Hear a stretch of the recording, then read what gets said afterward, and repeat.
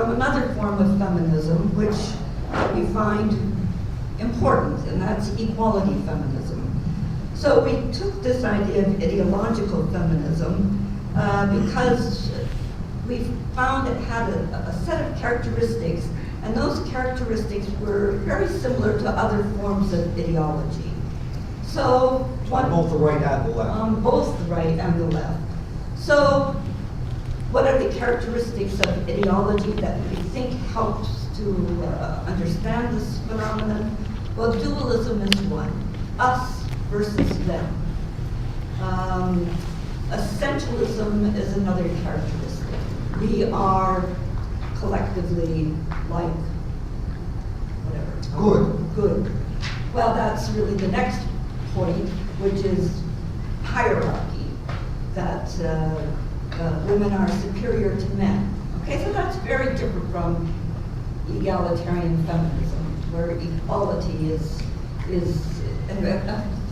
the goal of this group, to get back to some form of equality.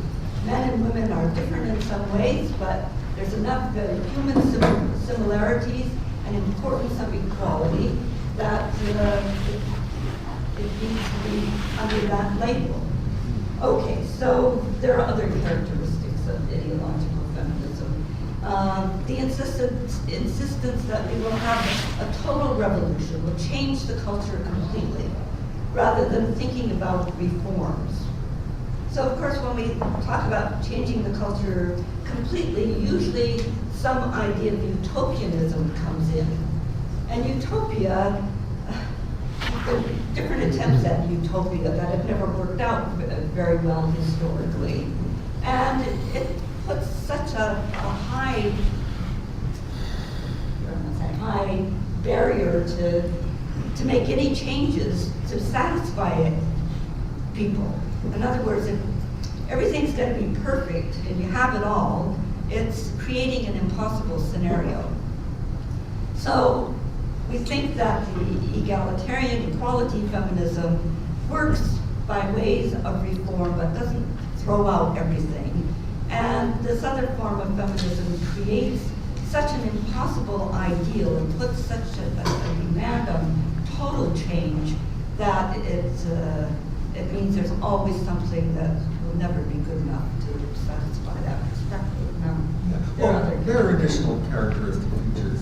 And once again, we're not really talking only about ideological feminism, we're talking about ideologies in general. And these can be political ones on the left or the right. They can also be religious or secular. I mean, we have religious, the classic example of a religious ideology would be what we call fundamentalism, okay? It's the same mentality. Now, so one of the characteristic features of these ideologies, in fact, is that they come to function very much like secular religion, okay? They have the same function in people's lives. They give meaning and order and purpose. They have their own ethical system. They have their collective identity. All of these are things that religion can confer, but in this case, it's a secularized form. Now, one of the problems with fundamentalism, of course, is that it has a very strong sense of who is in and who is out, who is saved and who is damned. They have also, and particularly important for this discussion, they have a sense of orthodoxy, that this is the truth. We have the truth. It is written here. And outside of people who accept that truth, it is ignorance at best and willful ignorance at worst. So the idea that you can carry on an intellectual or academic discussion with a fundamentalist or an ideologue of any kind is ridiculous, because there's no way into that discourse. You either believe or you don't. You're either with us or you're against us. And another feature of ideology is what we would call consequentialism, and that is the idea that the end justifies the means. So if you believe that the end is good, then any means you want to use to attain that end is acceptable. We would question that. So I guess it should be obvious by now that our primary, the lens that we're looking at this phenomenon is partly historical and cross-cultural and academic, but it's also a moral question, okay? We're talking about moral problems, and we're talking about justice. And is justice, is revenge a synonym for justice? We would say no, but some people believe that it is. So, okay, I've gone on too long. That's the kind of question that we're asking. And so we see this phenomenon called ideology, and we're saying, you know, some feminists fit into that category, and others do not.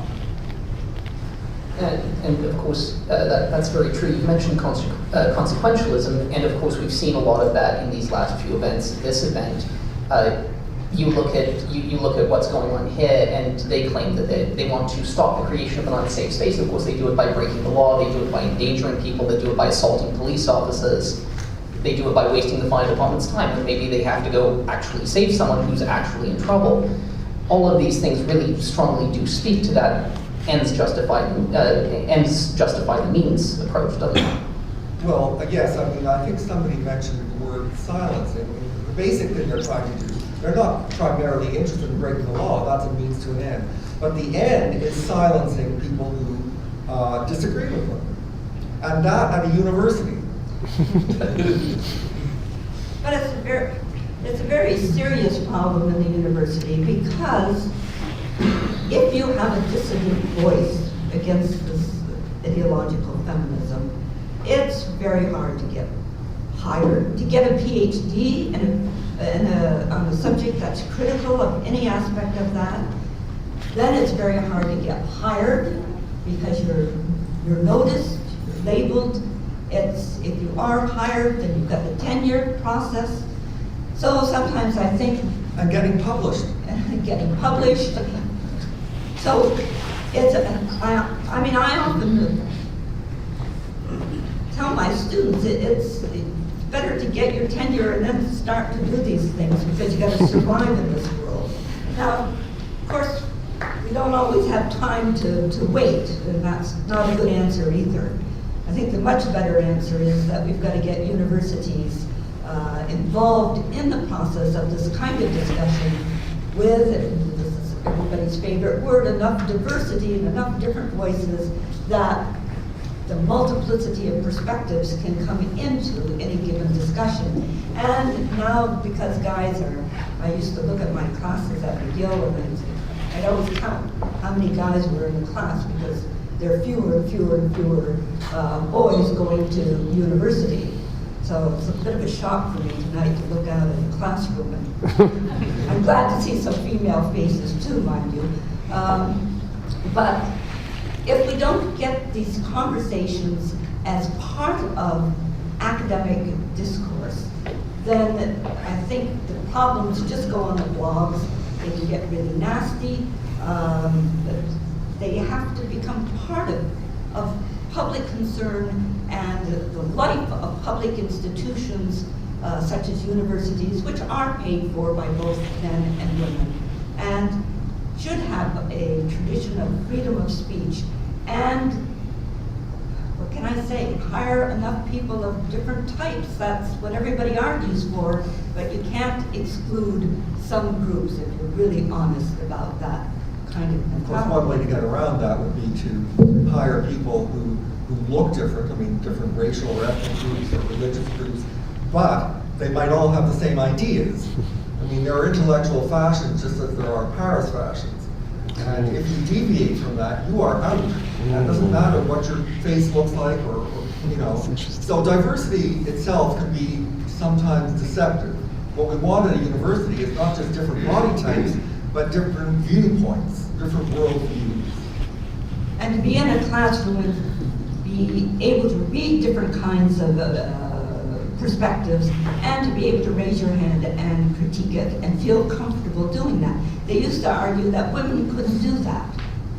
Okay, so then the classrooms became more friendly, and that was good for women. Now I think, when I often look at the guys in my classes, I think they didn't dare say anything, frankly. It was such a culture of silence that even if they had a different